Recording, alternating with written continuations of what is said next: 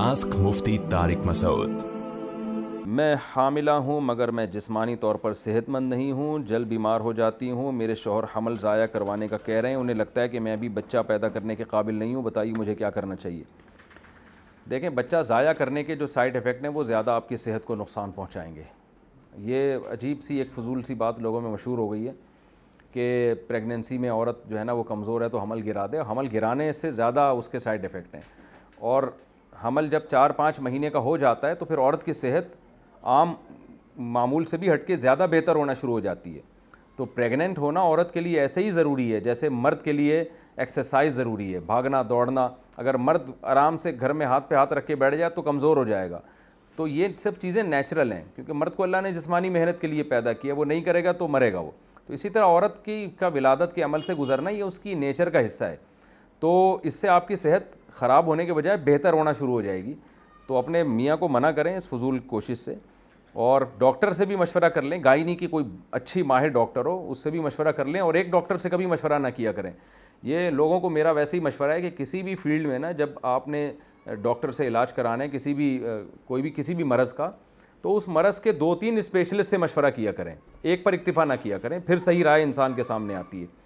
تو گائنی کے جو بھی اسپیشلسٹ ڈاکٹر ہیں، 2-3 ڈاکٹروں سے آپ مشورہ کر لیں کہ میری جان کو کوئی خطرہ ہے یا کیا ہے، وہ آپ کو صحیح گائیڈ کر سکیں گی۔ اور ویسے بھی حمل جب 4 مہینے کا ہو جائے تو پھر تو گرانا بالکل حرام ہے۔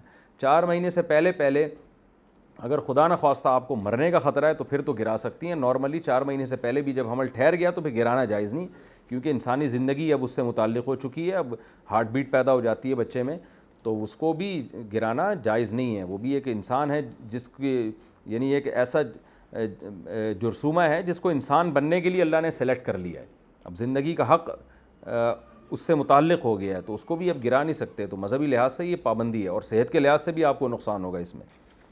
اور اگر یہ شروع کے میں ہر عورت کو تکلیف ہوتی ہے، بہت سارے مسائل سے گزرتی ہے جب پریگننسی ہوتی ہے، اس کے بعد 6-7 مہینے میں جو ہے وہ نارمل حالت ہو جاتی ہے، بلکہ پریگننسی میں عورت کی صحت عام حالت سے زیادہ اچھی ہوتی ہے۔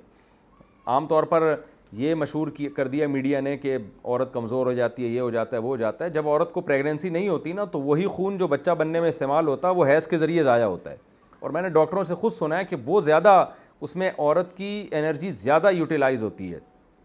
جو حیض کا خون ہر مہینے آ رہا ہے نا، تو جب پریگننسی ہوتی ہے تو وہ خون آنا بند ہو جاتا ہے، ورنہ وہ اس طرح سے ضائع ہوتا ہے خون۔ تو یہ پروپیگنڈا بہت ہے پریگننسی کے بارے میں اور حمل کے بارے میں نا سوسائٹی میں، اور خواتین ہماری اس پروپیگنڈے کا شکار ہیں۔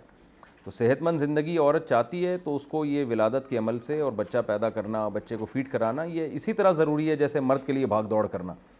تو نہیں کریں گے تو وہ عمر بھی کم ہو جائے گی، موٹاپا بھی آئے گا، اور 20 قسم کی نفسیاتی بیماریاں پیدا ہوتی ہیں۔ یہ ساری پھر عورت کے لوازمات میں سے ہیں، کیونکہ نیچرل ہے یہ۔ تو عورت یہ جو حمل روکنا اور بچوں کی پیدائش میں بہت زیادہ وقفہ کر دینا، یہ سب فطرت سے لڑنے کے مترادف ہے۔